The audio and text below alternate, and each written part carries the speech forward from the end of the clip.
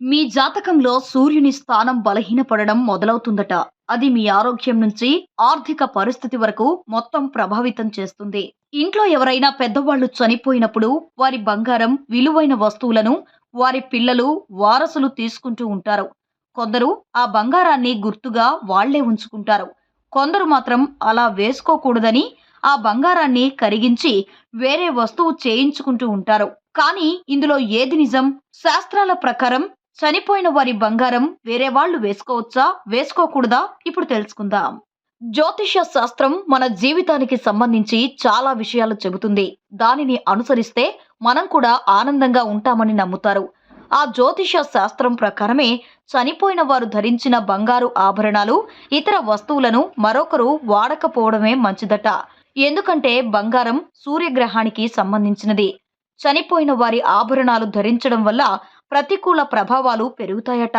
అంతేకాదు, మీ జాతకంలో సూర్యుని స్థానం బలహీనపడడం మొదలవుతుందట. అది మీ ఆరోగ్యం నుంచి ఆర్థిక పరిస్థితి వరకు మొత్తం ప్రభావితం చేస్తుంది.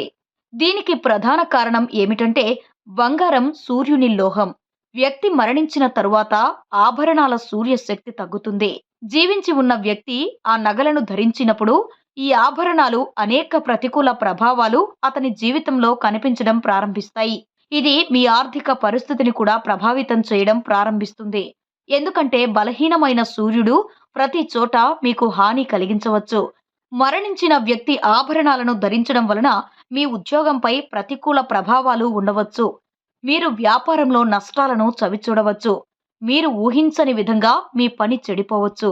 జీవించి ఉన్న వ్యక్తి ఆభరణాలను లేదా మరణించిన వ్యక్తికి ఇష్టమైన మరేదైనా వస్తువును ఉపయోగిస్తే అతని ఆత్మకు శాంతి లభించదని గరుణ్ పురాణం చెబుతుంది.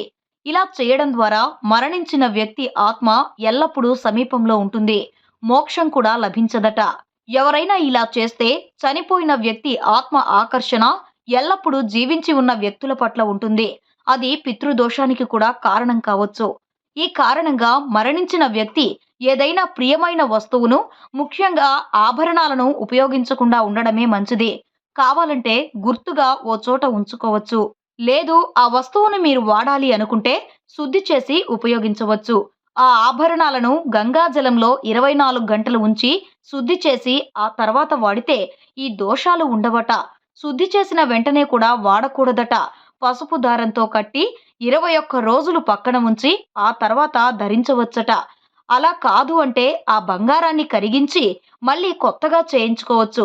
ఇక బంగారం మాత్రమే కాదు, వెండి వస్తువులైనా శుద్ధి చేయకుండా ధరించకపోవడమే మంచిది.